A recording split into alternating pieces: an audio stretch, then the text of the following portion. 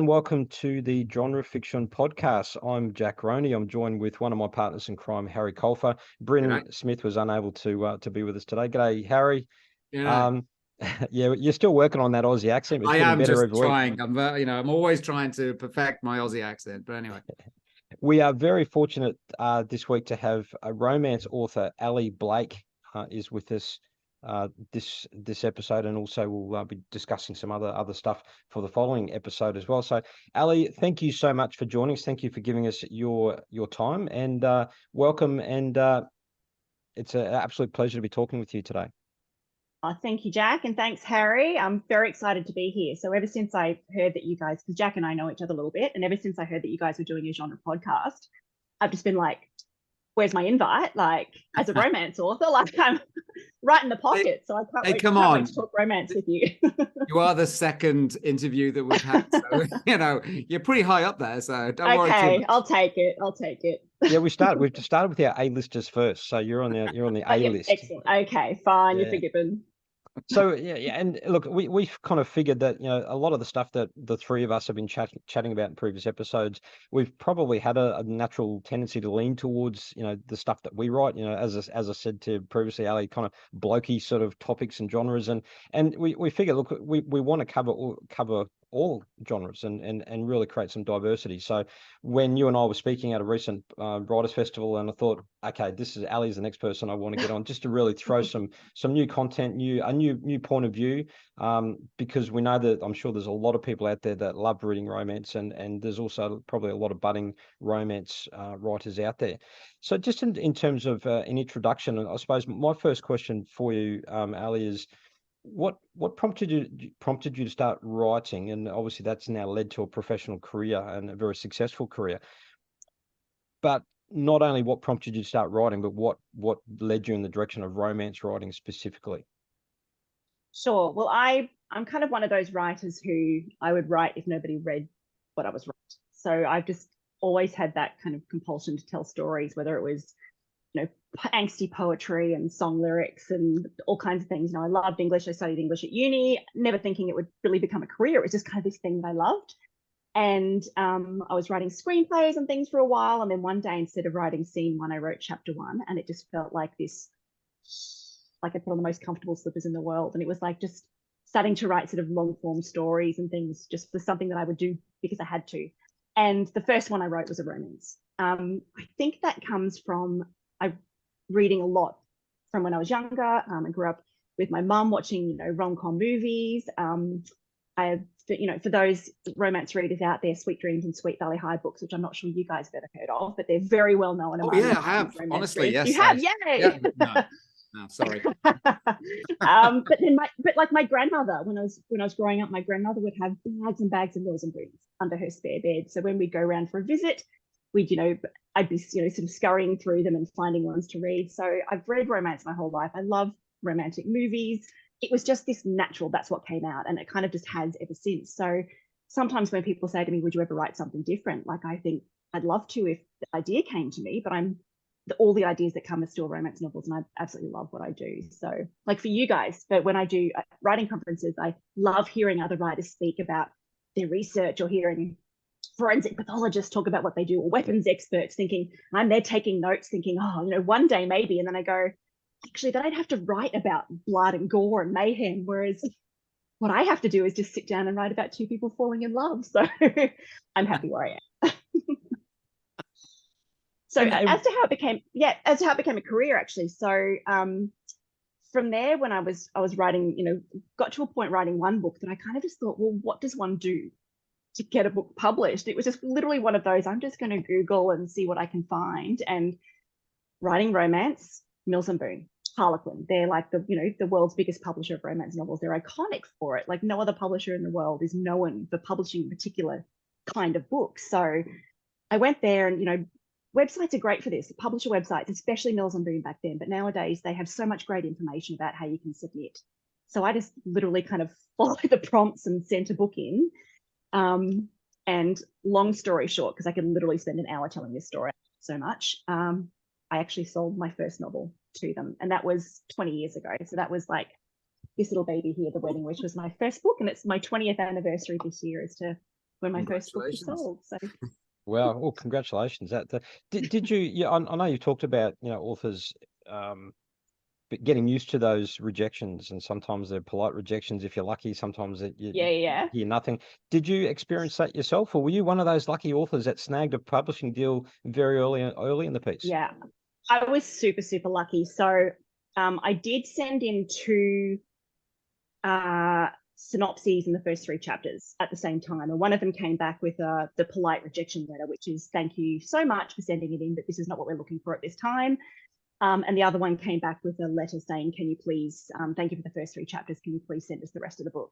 And of course I hadn't finished the book at the time, so I have, a lot of authors get told, don't ever send something to a publisher unless you're finished, and I'm a prime example of someone who was getting there. I was close, but I hadn't actually finished it. So I took the time to really get it done, working full time, as most people are when they first start out writing, and having to kind of squeeze it in my lunch breaks and things like that. But really fascinatingly, with that first book, I had entered it into a writing competition, and it was a writing competition with the Romance Writers of Australia, who are a phenomenal organisation. They put on amazing events and great competitions that get your work put in front of agents and editors, and they've got so much going for them. But I'd entered this book in a competition and heard back that I didn't get past the first round. And 3 days later is when I got the call from Mills and Boon to say that they'd the same book. So and there's stories in there as to just you got to be in it to win it, to put yourself out there, and there's so many ways you can go about getting yourself in the right place.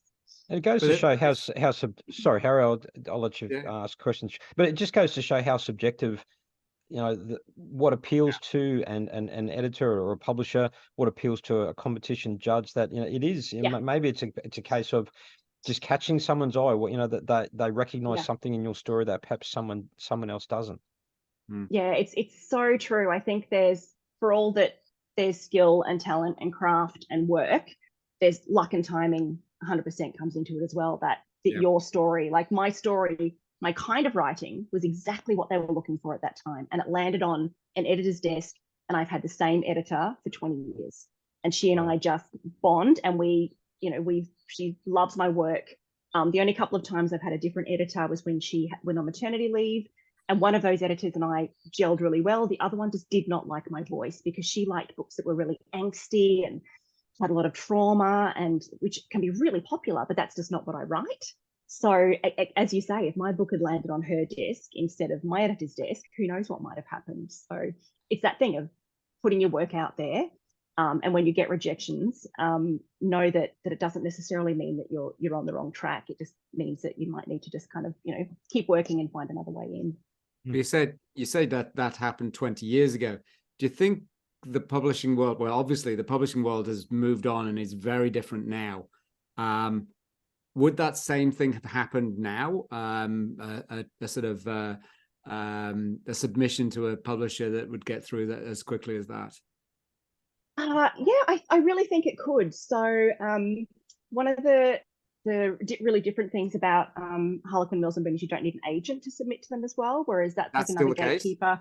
Yeah, still the case. So, and for a lot of publishers you do, which makes sense, because it means it's that extra level of sort of getting through the submissions that aren't ready. So when it gets to a publisher's desk, they're so busy to be able to see work that is, close to publication. Whereas with Mills and Boon, they, at the time that I sold, they were getting something like 20,000 unsolicited manuscripts every year that they would have to work their way through. And they'd spend a day a week where all of them would sit down. And back then it was paper, it wasn't email. It was all like they had the literal slush piles and piles of books that they'd sit down and they'd read and they'd literally read the first few pages. They wouldn't necessarily read the entire thing, but they'd read enough of it to go, okay, this is one that we want to have a look at. So, but to think to have gone through that and got through the slush pile and landed on the right person's desk is just, I don't take that for granted at all. And it once you're in the door, it makes a big difference, but it doesn't mean you're going to sell every book that you write either. So you've still got to be producing books that are what the publisher wants and what they think the readers want, so that you never stop having to kind of work on your craft and keep improving. Have you ever considered self-publishing, or is that just not necessary? Yeah, I would love to. I like knowing how things work. So like when I sold my first book, websites were kind of barely a thing. And so a couple of books in, I thought, oh, I think I'm going to want a website. So I figured out how to build websites. The first one was like an Alta Vista that had advertising all over it. It was just, I think it's out there somewhere if you go searching. So along the way, like I've learned how to make book covers. I've learned how to do all kinds of things because I like to know how it's done. And self-publishing is something I'd love to do. And I have the rights back to about 4 of my earlier books. And I kind of pushed for them just so that I could have that I didn't have to write something new to then be able to go through the process of self-publishing. So I've yet to do it. I've made the book covers because that's something I can do like this. But it's, I just want to be able to, they're from 2007. So there's things like we didn't have maps on mobile phones, and there's certain things that will just kind of date it. So I need to have a good read through them. Then I'm actually really excited to have a crack. It's interesting what you've said about you're with. So you've been with Harlequin since day one. Have you've always been with Harlequin? Yep. So do you find, you said getting the foot in the door is key, and you're building relationships with your editor and your publisher, but there's still always that pressure and expectation to produce something new and to keep producing quality writing. Do you feel that pressure is always there? I mean, there's different types of pressures. Some may say, look, it's great once you've got that relationship with a publisher, you kind of you're in, so to speak. But I'm guessing from what you're saying, there is still a lot of pressure to continue to perform. You're only as good as your last book, as they say. Yeah, 100%. So there's definitely authors who've sold a few books and then haven't, and they've kind of lost their spot. Or I was very, very lucky that when I first sold, I was living in Melbourne, and there was a group of Mills and Boon authors who lived in Melbourne who were kind of heard on the grapevine that there was a newbie, and so they managed to get in touch with me through the Sydney office and said, we have lunch once a month, come along. And these were authors, as someone who's read romance my whole life, these were authors that were just like, when I told my mum who I was having lunch with, and she's someone who read Mills and Boon, she was just like, nearly had, a fainting attack knowing who I was about to have lunch with. It was so amazing because they were great about saying, fantastic, you've sold a book, but it's going to take, at the time, and everything's a little bit more condensed now, at the time, it's going to be a year before that book even comes out. And then after that, you don't even get paid royalties for 18 months after that. Like, there was a really long things that, again, with self-publishing and just with the timing of the way things work now, things are a little bit more squished. But at the time, they were very much, don't quit your day job. It's going to take time for, if you're lucky enough to make money at this, it's going to take time. And they said, don't expect every book to sell. And so that was so great to know that these authors who were prolific and had been writing for years and were extremely well known within the industry had those experiences themselves. So it was like this. It kind of almost alleviated the pressure a bit too, to know that it's okay if you stumble. That building of relationships with the editor and the publisher means they're not looking to buy a book, they're looking to buy a career author. Because for them, it's not just about that one book, it's about having the long tail, it's about having the backlist. It's because all those opportunities now, with since then having ebooks and audiobooks and all of these things that weren't even available really back then, the publisher can keep making money on those as well. And for a publisher like Harlequin, one of the amazing things about being with them is the fact that they have international arms all over the world. So my books have been published in dozens of languages and multiple countries. And again, that's a fantastic thing that I don't have to go out and try to sell to those markets. But it also means that the publisher has, every story that I write has multiple avenues for them to be able to make money off me as well. So it's that symbiotic relationship that we both want this to work. So so that alleviated the pressure a bit. But anything else about trying to write the best book that I can and trying to improve and trying to give the readers who love what I write an Ally Blake story every time, that would be kind of a self-imposed pressure that I put on myself, which I think is a good one. Just out of curiosity, what was your day job and how long did you keep it? I've had so many different jobs. I'm a bit of a person, like when I was younger, I wanted to be like a different job every year. Like I was like going to be a hairdresser for a year and a taxi driver for a year. So I've had one of these kind of weird, all different careers. At the time I was working in retail. And so I was working as the deputy manager of a shop in Chadstone. And so it was pretty full on. It was like kind of their flagship store for Australia. And when I first knew that sort of couple of weeks when I got the call to say, we'd love to buy your book. Actually, the first call I got from them was, we'd love to buy your book. No, this is not an offer to sell. but we'd like you to make some changes. Are you willing to make some editorial changes? And I'm like, yes, tell me what to do. I will write it down and get it back to you.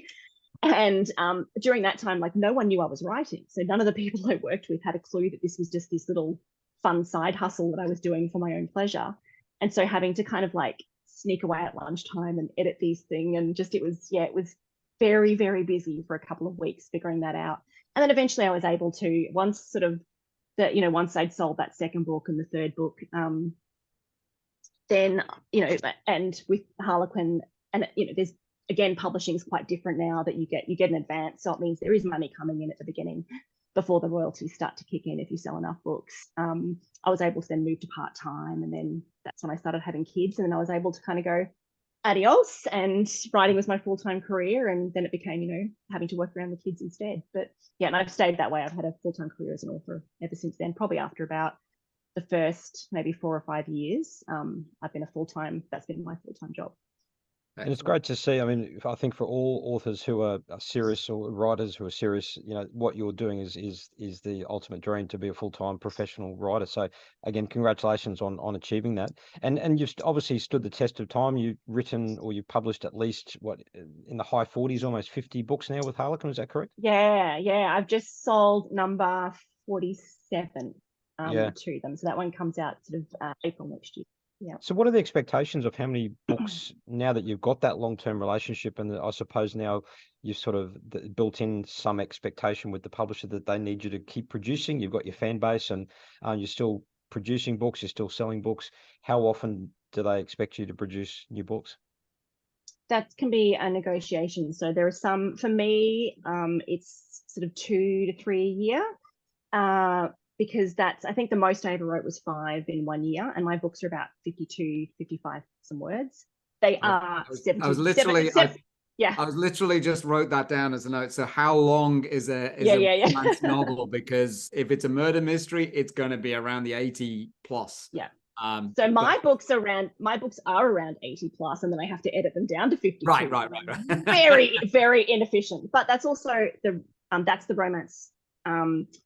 That's the romance books that I write. So there are romance novels that are definitely more like sort of 70, 80,000 as well. So, and longer again, if you're looking at historical romance or romantic fantasy, those books can definitely balloon out more as well. But mine are about 52. So for me, 2 or 3 a year, but I also have a lot of other side hustles as well. Like, again, from what I said earlier, I like having different kind of creative outlets as well.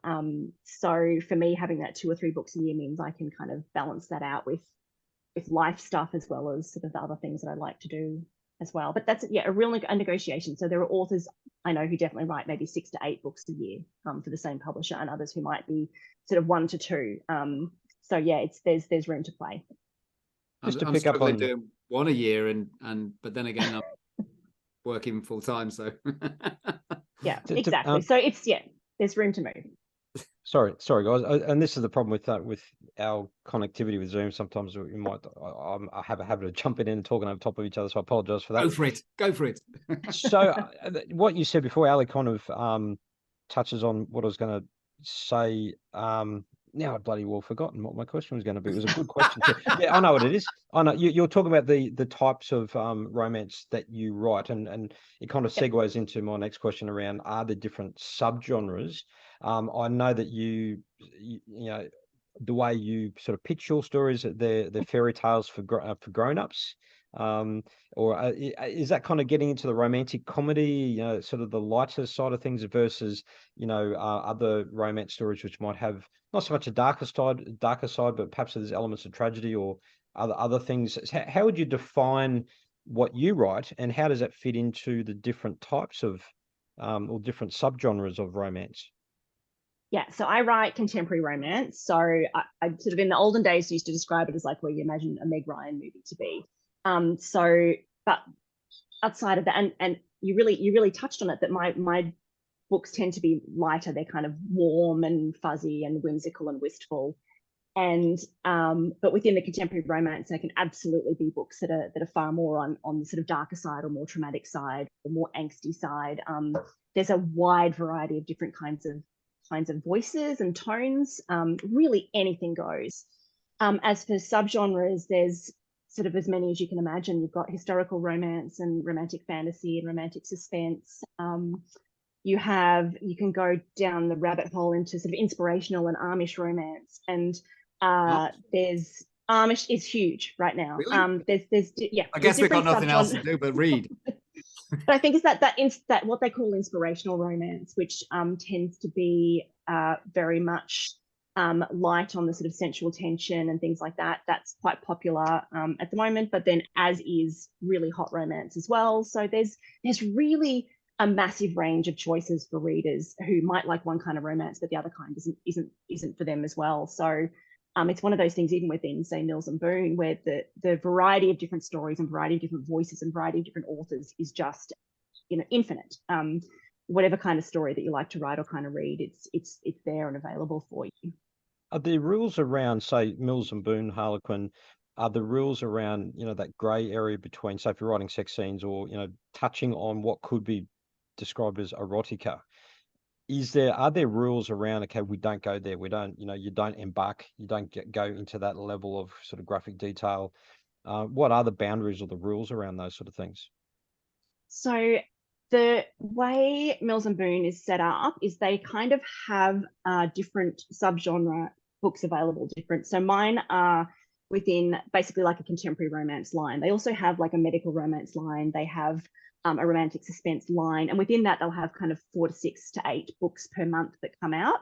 And they've had erotica lines as well. So within those different lines, there may be certain sort of sensuality levels that are encouraged or that are preferred. And then they've had a line called Dare, which was erotica, which was basically anything goes. So yeah, there's room to play with it. Within my line, there's you can be quite spicy, but you can also be very, very sweet. So within the contemporary romance, you've got, basically the sky's the limit. And with someone who's keen to write, if you're ever concerned about that, just don't be. Just write what you want to write the kinds of things that you like to write. And when you send it into a publisher, if they do have boundaries, or if they do want you to be a little bit spicier or not, or anything like that, there are conversations that can be had. I think that's sort of a thing to always think about as a writer, not to try to stymie yourself. You write the kind of stories that you want to write, and then those conversations can always be had in editing with your publisher if they do have any concerns on that level. But otherwise, just go for it. I do have to admit that I did it in my sort of research for this podcast. I was working at the time, and so I contacted a friend who's a romance author. She writes suspenseful romance. Ariana Keddy, as a local Brisbane.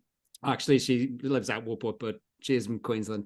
And so she gave. I asked her, "Can you give me some questions I can ask?" Because I need to have some sort of background to ask some questions. And one of the ones she came up with was, "Do you have a favorite book boyfriend?" And that you always have to write about, or you're very interested in.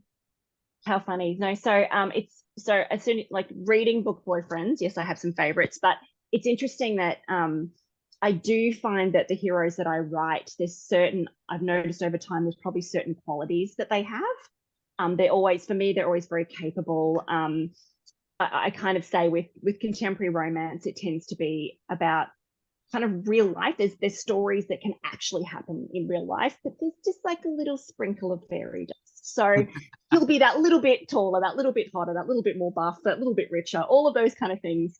So the stories that I write tend to be that kind of thing. But there's no correlation, but I grew up loving Dick Francis novels, and I really think there's something to the way that he wrote his heroes that is absolutely translated to the way that I write mine, because I was just such a fan, and I love the fact that his heroes were always just pretty much just people. They were just, people going about their business, and then something extraordinary. Usually people with lots of money, though. Yeah, I don't think he ever had a destitute character in any of it. No, because then that's no fun when you're trying to let them, be in the racing world. They have to, but it's that thing of people who are, the heroes. His heroes were always they seemed like they could be just going on about their lives, and something extraordinary happens, and they just have to step up. And I think there's something about that kind of capable hero that's come from reading Dick Francis that has definitely permeated my heroes as well. So if you were such a Dick Francis fan, you didn't think of going into crime thrillers or anything like that? No, I think it's this weird, this is literally what comes out of my fingertips when I sit down to write. And I read, like I read crime. I love reading crime. I love reading historical. I love reading fantasy, but I think I'm maybe a lazy researcher, and that when I write and I don't know something, I'll highlight it in yellow and say to myself, I'm going to go back later and look up wine from that region, or look up what kind of dog that might be, or whatever it is. I just go, no, I'll just look that up later. And in the end, I just make it up or I cut it. So for a lot of other subgenres, I think that research part of it would either send me down a rabbit hole and I'd never write the book, or it's just I know that I'm not going to do the research necessary. So I'm just going to let other people who are really good at that write those kinds of stories so that I can enjoy reading them. I've got a question. I'll turn to you, Harry, because I know you've got some figures. You did some research around the romance genre. I'll ask my question, and I'll hand over to you, Harry, to add those figures. My question is, why are romance the romance genre is incredibly popular? And I know, Harry, you've got some figures there to sort of The figures that I got from a website was that romance novels are the biggest category of fiction, generating 1.44 billion in sales. This is US figures, obviously, and that in 2022, over that 1 year, 19 million printed romance novels were sold in the US. Why? Why is it so popular? Is it escapism? I think there's something. There's a couple of different reasons. And again, every reader will have their own relationship with why they love it. But I think, like with genre, you know what you're going to get. So there's something, a sense of control about when you go to any kind of genre fiction, because you know that it's, say for a crime novel, there's 99% of the time the bad guy's going to get caught at the end. So there's a sense of justice and a sense of everything's turned out okay. And with romance novels, it's very much the same. So a love story is different from a romance novel. A romance novel has to have a happy end. So you can have Nicholas Sparks books, you can have Gone with the Wind, you can have Jojo Moyes books, and they can all be very, very heavily focused on the love story, but they're not romance novels because the endings aren't happy. And so, especially in times of war, at times of pandemic, they're the times that you'll find that romance novels which always sell well anyway, will just start to spiral, because people can go to them knowing that they're going to get not only something that feels lovely, and gives them goosebumps and is a story of something that that feels they can sort of experience all of those lovely feelings as they're reading it, but because they know at the end everything's going to change. And so it's one of those things that the genre always does even better in times of stress. And the number of people that, it's sort of one of my favorite things about doing it, because you guys know that you're sitting at home in your cave writing your stories, and so the fact when it goes out into the world and someone's actually reading it is just phenomenal. And so when I've had people come up to me and tell me that books of mine got them through chemo, or I've had people say that that their father was sick and they were in hospital with them, and they just knew that having a romance novel with them would kind of help and as you say, the escapism, help kind of take them out of their life for a little while. So that is a huge reason why romance novels, there's something really magical and special and helpful about them as well. Like I know, I'm going to get the name wrong, Marion Keyes, I think it was, lost her father a couple of years ago, and has written an article saying that she spent 6 months doing nothing but reading Mills and Boon, because it just gave her that kind of escape and that sense of everything being okay, and that was her therapy to get through the loss of her dad. So there's lots of reasons why I think all of those, and they're fun, like they're fun things to read, they're really entertaining as well. So there's lots of points to it, but I think having that happy ever after, every time you close a romance novel, you get that everything's okay feeling, like that's like addictive. From one of the questions that Ariana gave me was she actually mentioned the happy ever after, but apparently there's the other sort of that does qualify as a romance, is the happy for now ending. Yes, for sure. I think there's it doesn't sound like you do, but one of the questions she gave was, do you struggle creating that every single time in your books? No. I didn't think you did, just the way you were talking. I think, and it's whether I've done it enough times, and I think that's a big thing for a new author, is knowing that you can, knowing that you've finished a book, knowing that you can finish a book within the constraints of a genre if you're keen on working in a genre. You know that you can helps, but for me, having done it enough times, and I really started out knowing nothing apart from having read a lot and watched a lot of movies. I really didn't know, I didn't read craft books. I didn't know anything about 3-act structure. I had very little in the way of that information. I've kind of, over time, learned more about that kind of thing. So I'm not a plotter. I fly by the seat of my pants and I write completely out of order. I puzzle. So I'll write the beginning and then I'll write the end and then I'll write the middle and then I'll write a scene that doesn't end up like I'm a mess. And it all comes together like a beautiful jigsaw.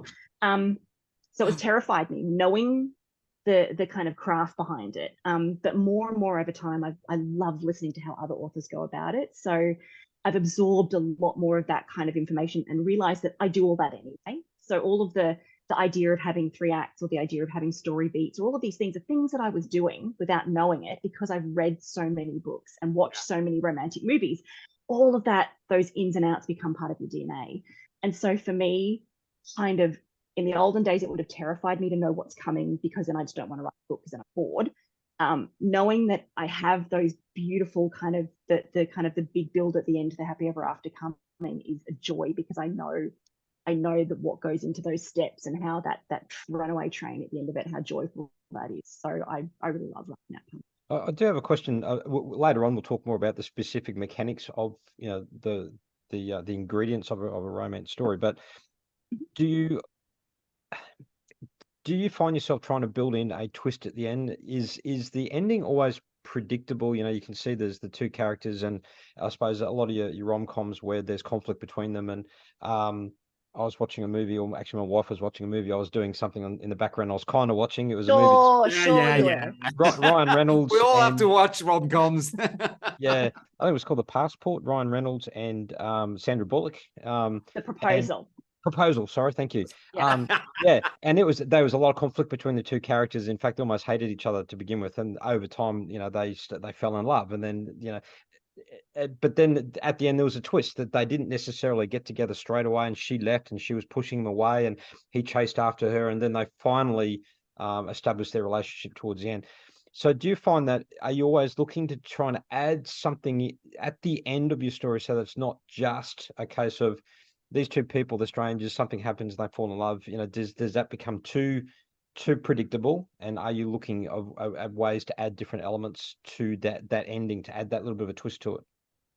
Yeah, so it's probably rather than thinking of it as a twist to add, the way that build up happens. I think it's that thing of an author called Liz Fielding once said to me in the early days, you don't want them to have a reason that they're not together they can't solve over a cup of tea, because then it's like there's no tension, there's nothing. And the reason that readers read stories that are gripping is because of the tension. So whether it's a crime novel or a romance novel or a horror novel, there's some kind of thread that's keeping you on the edge of your seat. And for a romance novel, that's the conflict. Especially there's external conflicts, but internal conflict, the reason why these two people can't get together has to be brimming and boiling the whole way through the story. So there's an obstacle. There's got to be an obstacle that they've got to overcome. Got to be obstacles, yeah. So, and there's the external obstacle is not the important one. That's just there for set dressing. It's the internal obstacles. So whether it's the fact that they were hurt in the past, the fact that their parents divorced and so they don't trust, whether they've been dumped in the past and they have issues with romance. There's all kinds of different reasons, and they're true reasons that we as human people have experienced that make us fearful of sort of making big choices in case that happens to us again. So it's a very real thing. And so these two people have these issues, and even better if they bring those issues out in one another. And so they're having to kind of like build and build and build to where it hits a point where they're falling in love, but these big issues that are stopping them from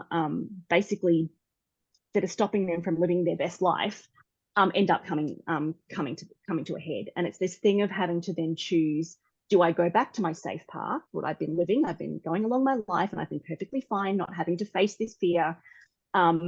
And that sort of black moment, that dark moment where everything kind of falls apart, tends to be that moment of like, no, I can't do this. It's too terrifying. I'm scared you're going to reject me, or I'm scared that you're going to die, or I'm scared that whatever the thing is that's the ghost, the wound that's sort of sitting on their shoulders their whole life comes to a head. And then when they go away and lick their wounds, they realize, well, I really want to be with this person. This person is so good for me. So I can either choose to go back to my safe old life, or I choose to forge ahead into something better with this person by my side. And that's when the fun comes. They gather the troops and storm the castle and the big declaration and all of that. So but it's so much more satisfying too. So if you've got someone who's just gone along, fallen in love, happy ever after, there's no story. There's no reason to follow those people because there's no tension. There's nothing they have to overcome or face or learn or grow. So having all of those elements in place where they're really having to overcome something and choose to overcome and face that fear to sort of move on, it's like I've got goosebumps just talking about it. So that's what gives people that sit back in the seat, big sigh at the end, because this person has earned this. They have absolutely worked their butt off to kind of get to this point where they're rescuing themselves to claim this happy ever after by facing their fear. So so rather than being about kind of this twist that you add, you're literally building this in from page one. The reason why these two people are going to really struggle to be together and have to make a big choice. I think for me, I don't know, if every single time, even though there's all that conflict and even though there's all of that sort of stuff, knowing that they're going to get together because it's a romance book is sort of I don't know, it sort of spoils the ending a bit. The murder mystery, you never know what's going to happen because you presumably the person's going to be found out, but you don't know whether the bad guy's going to get away with it or whatever. Yeah, so there's that little bit extra room to move. Going to succeed and things like that, because there's all of those potential twists. But if you are limited by that requirement to have a happy ending, as someone who has read thousands of them, I will literally be getting to that point going, oh no, how are they? I will absolutely, it's that suspension of disbelief, which is what we do very deliberately because you want to go on the ride. You want to, like, I'm like a perfect movie watcher that I will follow the red herrings wherever they send me because I want to go where they send me. So, and I will literally, like the really great romance novels, you will just hit that black moment and going, there is no way out of this. There is no coming back from this. And so for a writer to be able to get you to that point where you believe they can't, and for them to then find a way that is true and feels real to end in such a happy way is such a skill. So yeah, as someone who's read them a lot, we're very, very good at suspension of disbelief. That is used in crime and stuff like that, because I do remember, I think it was a Jeffrey Deaver book that I was reading, and the main character went and killed somebody, shot them, and you go, oh my god. And it was like, how can they get back from this point? And then that person was involved in a crime, and so by American law, if you're in certain states, if you're involved in a crime and you're injured in the crime, it's your fault. You're doing the crime. And so the blame is actually shifted to the person who got injured if they were involved in a crime. And so then the person gets off.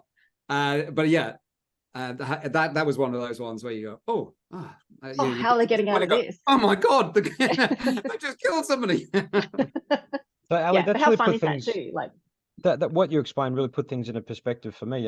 You talked about the difference between a love story and a romance. So I think of a love story, say, classic Romeo and Juliet. It's a tragedy, and because you don't know how a lot of these love stories are set in World War settings, World War I, World War II, historical, where bad things are happening and bad things do happen to some of the main characters, even though they are still love stories with tragic endings. A lot of them are.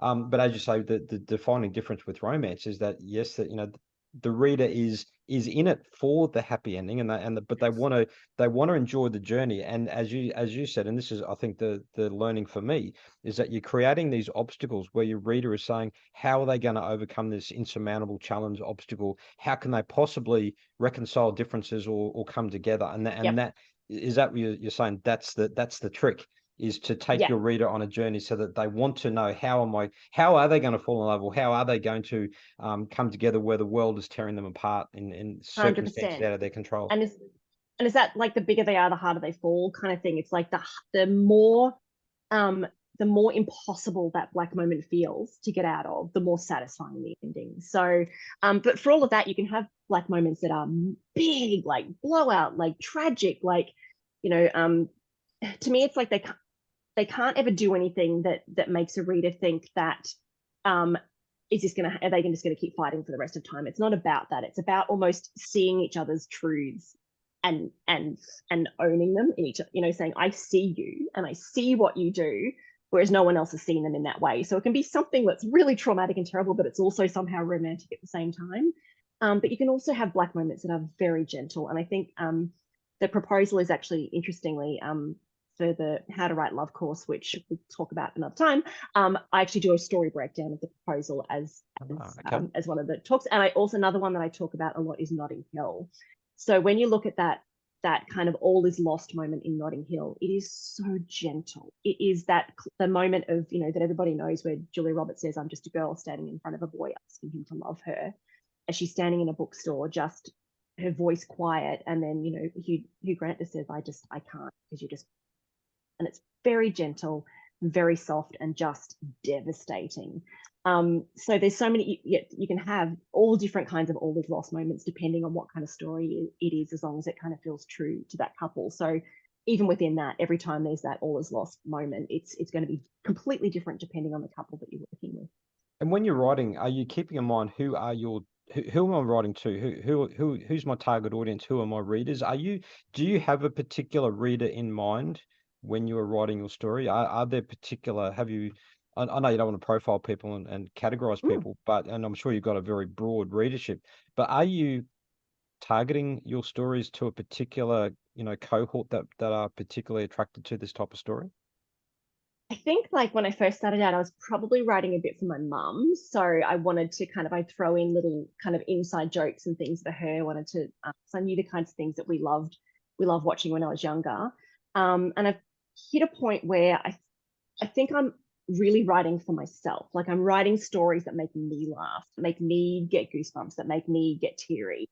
Because I feel like if it's not happening for me, then the people who love my books, it's not going to be happening for them as well. And I had one book maybe 3 or 4 books ago that I was working my way through, and I just kind of couldn't find that spark. There was something about it that's just I was really struggling to finish this story. And then a writing friend of mine read another one of my books and put a review on Goodreads, and just the way that she described the previous book, it was like a sparkling fizz of champagne. There was some line that she used that made me just go, oh, that's what this book is missing. And it was just this, I literally took that line and just went, I'm just going to like stick that on a graphic and have it like smack bang in the middle of my laptop to remind me that's what this book is missing. That's what it needs to become a real Allie Blake read. And so there's not, because as you say, like I have so many different kinds of readers from all walks of life who get in touch to say that like they love my stories. So for me, I think it's, as long as it feels like it's giving me sparks and goosebumps and all those kind of things, hopefully it's going to give the readers that experience that they come to when they choose to read me, because that's what we do. Like, when we read an author that we like, we go back to that author because we want that same experience again. So, and publishers are the same. Like, when they buy you, and that second book can be really tricky, because for me, when I wrote my first book, I just wrote a story that was just a romp that I thought was just delightful and I really loved. And then when they bought it and they said, what's next? And I went, so it was like, here are 2 or 3 ideas I've had. And they kind of went, well, how about you pick that one? But even as I'm writing it, I'm like, I don't know why you bought that book in the first place. Like, what about this book did you like? What about this book did you think was different and unique? And what about my voice really grabbed you? So it's tricky when you're first starting out to kind of know what about it people like, and then what they're going to go back looking for the second time around. But for someone who's looking to have, there's unicorns out there, Trent Dalton and the like, who might write completely different kinds of books every time they write a book. But for most of us, it's about building that career, building that. You've got, John Grisham, you're going to him for lawyer books, you're going to Stephen King for horror, you're going to Nora Roberts for romance. So there's even the biggest authors know that readers are going back to them to get that same experience again. So, I really think about that more than anything. Are we hitting time limits and switching? I think we're probably getting very close to the end. And maybe if I'll ask one more question, and this might lead us on to what we're going to talk about next episode. It segues from what we were just talking about in terms of your audience, in terms of the gender balance. I guess whether it's a misconception or whether it is a reality that I guess romance is tailored for a predominantly female audience. Do you have male readers? And also, are males becoming writers in the romance genre? Yes, so yes to both, but as you suggested, like the percentage is heavily favored towards women, towards females. So most of the writers are female, and most of the readers are female as well. So whether it's a case of we love talking about people, we love talking about relationships, so we love reading about that kind of thing. But as I mentioned earlier, the Romance Writers of Australia is being an amazing organisation. So there's definitely male writers who come along to the conferences as well. And then you've got, the likes of like Nick Hornby, like he kind of, he was basically the beginnings of chick lit, was, Bridget Jones, you think of as, early days of that, but a lot of his books were basically the beginnings of chick lit as well. So you do have some romance authors out there. And then Nicholas Sparks, of course, I mentioned, who's a big one, but his spoiler alert, mostly don't have happy endings. But yeah, so there's definitely, and romance. No, so he doesn't. But there's also a real rise in queer romance as well. So you're seeing a lot more male authors writing romance to write gay romance as well. So that's definitely, like, I mentioned Amish romance before. So having the queer romance is definitely like a real booming side to romance as well, which is seeing a lot more lot more diversity in the writers as well. Yeah, no, I've seen that. I've previously interviewed I've previously interviewed a male romance author who was getting into what they refer to as the queer romance, and there's a tremendous following. It's a real niche market, and but also it's going across the gender sort of limitations as well. It's more about the story, so we don't want to sort of pigeonhole the readers. Well, yeah, and the readership is just like very, very varied as well, which is fantastic. It's just like this real explosion of literature. It's fabulous. Yeah. Look, we have reached the end of our time for this episode. However, what we'll do is we will be talking to Ali further in our next episode. And what we're really going to start doing in our next episode, if Ali will indulge us, and again for Harry and I, who are numpties when it comes to the romance genre, to actually learn a little bit about. I've added some romance into my latest one that's coming out. So I might be crap at it, but I have. So what we'll be doing next episode for writers out there that are seriously interested in writing in the romance genre, stay tuned. The next episode is for you, and we'll be picking Ali's brains in terms of what are the specific ingredients that make an exceptional romance novel. So we'll talk about the nuts and bolts and mechanics of writing next episode. So thanks very much, Ali, for your thoughts. This was a very sort of a broad sort of segue into that. So what we'll do is we will wrap up this episode now. So thanks again, Harry. Thanks, Ali, for your time. We will move on to our next episode. Tune in next week. And thanks again, everyone. We'll see you next week.